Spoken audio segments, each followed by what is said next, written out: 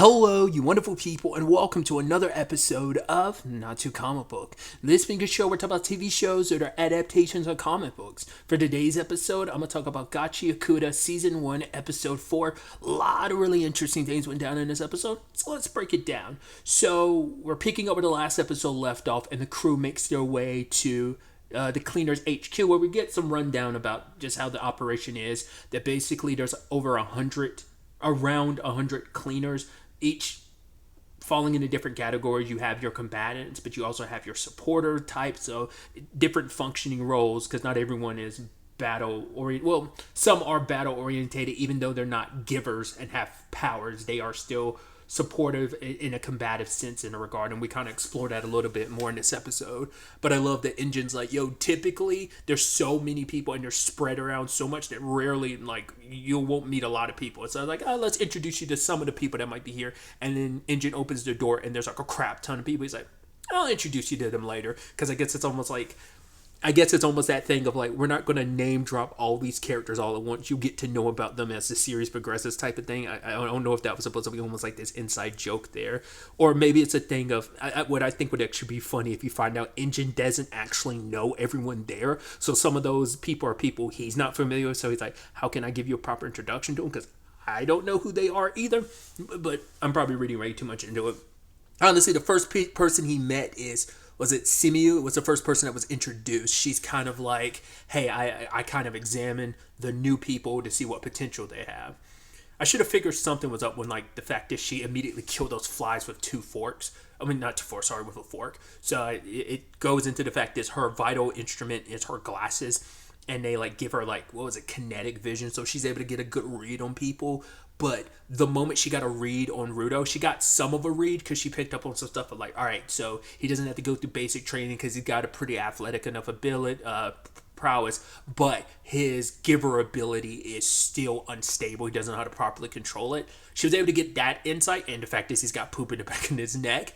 But that staticky thing, which I thought was interesting, because Engine's like, what else is it? She's like, no, that's it.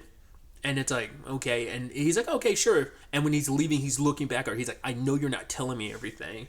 So I'm immediately wondering what that's about. Like, is that something that...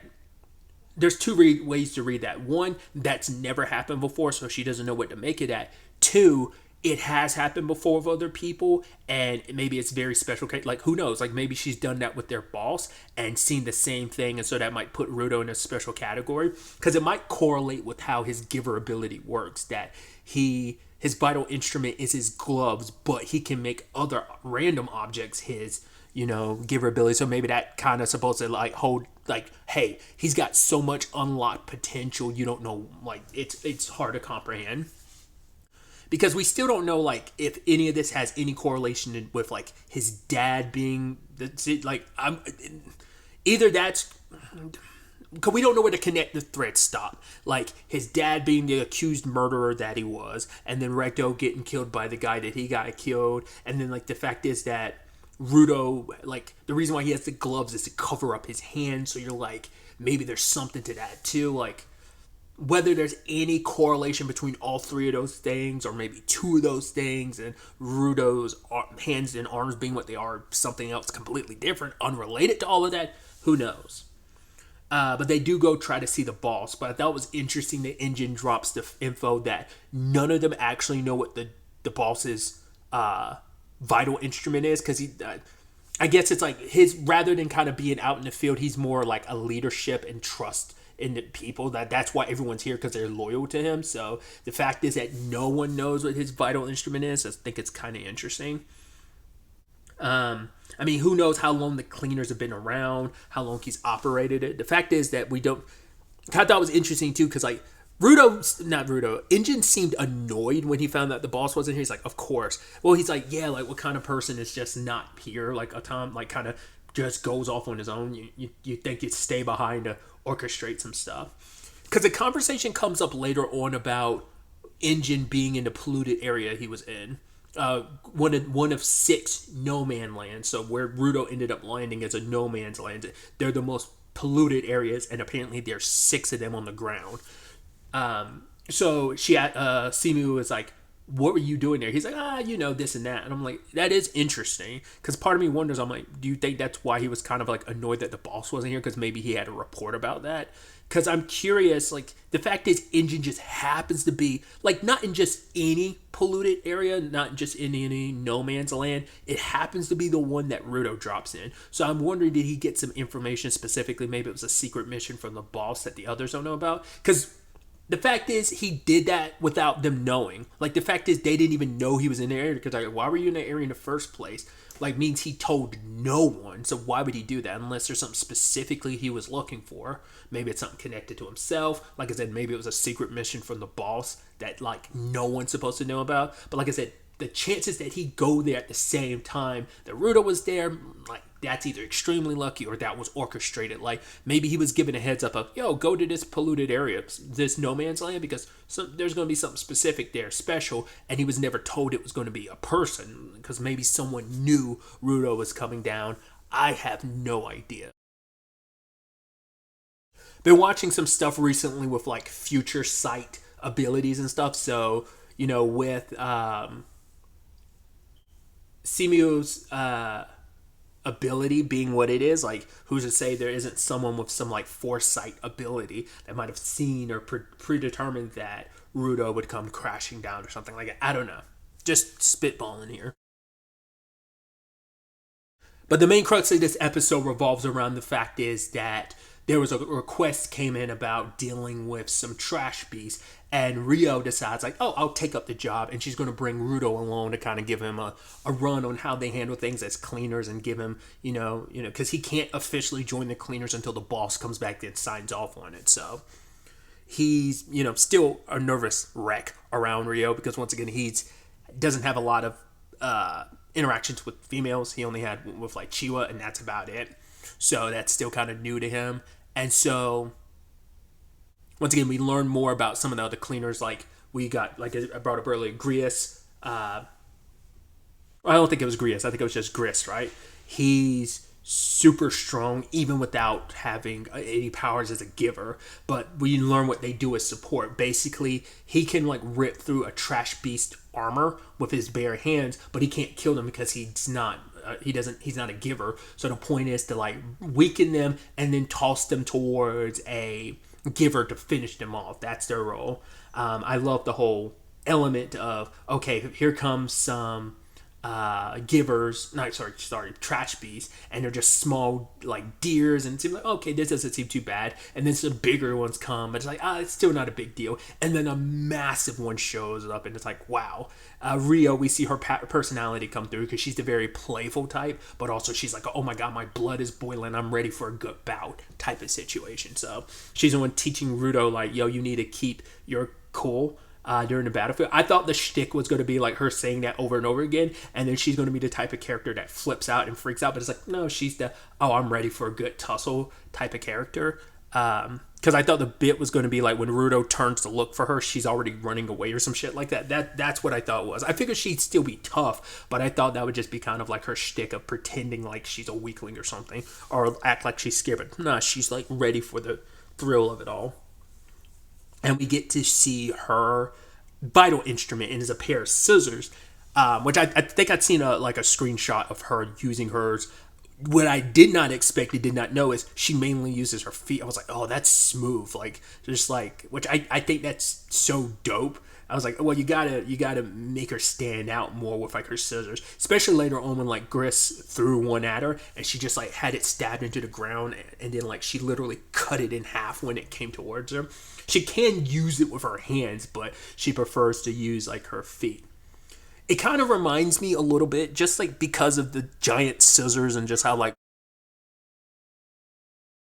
it's such an oddball weapon. It immediately gives me, like, Keyblade vibes. If you've ever played the Kingdom Hearts games, if you're unaware, a Keyblade is literally a giant key sword. So it kind of gives me that same energy.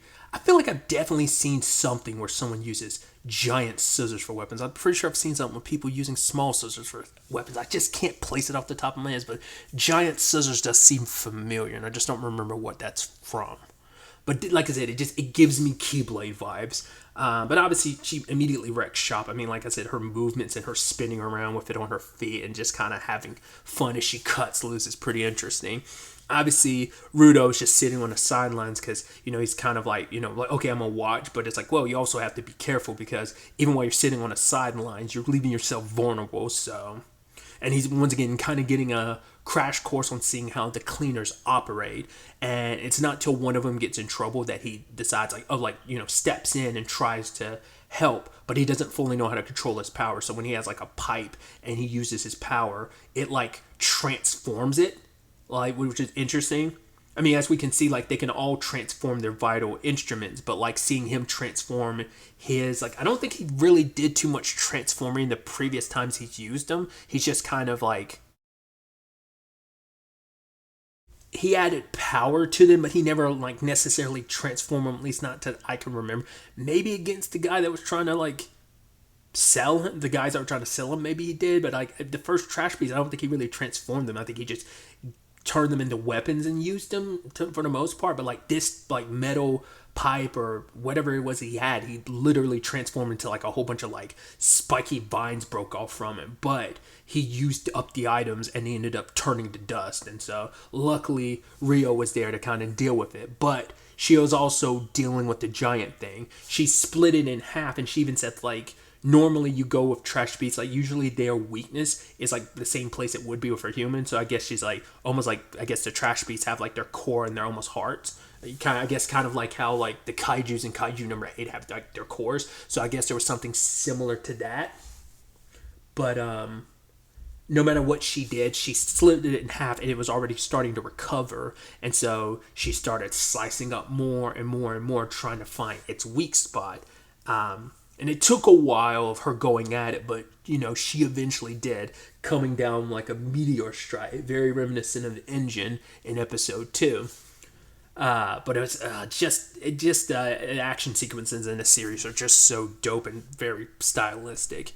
But it turned out, when it's all said and done, the what made this final trash beast so tough is that it, at its core, was a vital instrument. So that opens up a whole other can of worms. So you're like, okay, so is there some giver out there who is like, do they have a similar ability to Rudo where they're making vital instruments like the core to these things, boosting the power of them? Or is it something else entirely, a different kind of constitution? Because not less like someone is killing givers and then you somehow utilizing their power as a core for some of the more tougher trash beasts. Because trash beasts come about because there was an anima build up and that's what animates them. But for their like, why would this thing have a vital instrument? I think I was wondering, can they sense vital instruments or not? Like maybe givers can, because I was like, how did like Rio immediately recognize it as one? Because it just looks like a rusty box cutter. So they must give off specific energy that givers can recognize other objects. But Rudo hasn't gotten to that point yet, so he probably didn't think much of it when he got like Zonka's staff last episode. Obviously, a big thing for Rudo in this fight in particular was him freezing, because I think it just like the overwhelmingness of feeling like, oh, I want to be useful, but I don't know how to control my power, so I'm feeling extra useless. So when the time comes, like I'm going to make my claims about, I want to get back at everyone in the spear. I want to get at the guy who killed Recto, but the fact is I'm here. Like, can I even do anything? So Gris grabbed him and was like, yo, I don't know what made you freeze back there, but if you gotta go, you gotta like focus on it, and you can't just like freeze. You gotta make sure you see it through. Like, let that be essentially your guiding light to kind of keep you pushing forward. We also have this tease at the end where speaking of, I brought him up earlier, the guy and his gang that were trying to sell Rudo ends up waking up and he's like, oh yeah, I was just dealing with that spirite. And a guy with dreads is like, oh, you're saying there's a spirite here, huh? Like, where is he? So that's going to be an issue.